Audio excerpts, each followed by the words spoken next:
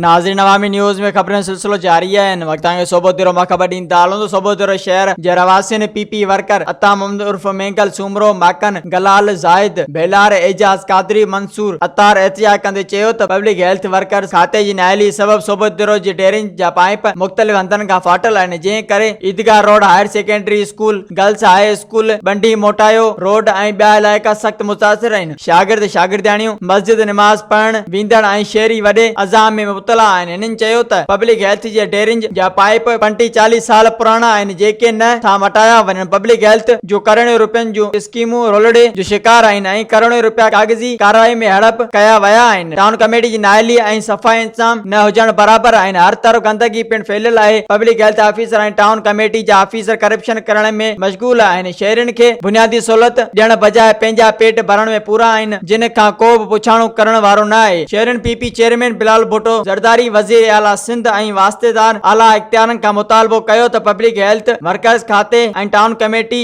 सोभودीरो जी corrupt mafia खिलाफ कदम खणी बुनियादी सहूलियत फराहम कयूं वञनि। मजीद खबरों और तफसीलात के लिए विजिट करें हमारी वेबसाइट www.awamiNewsHD.com।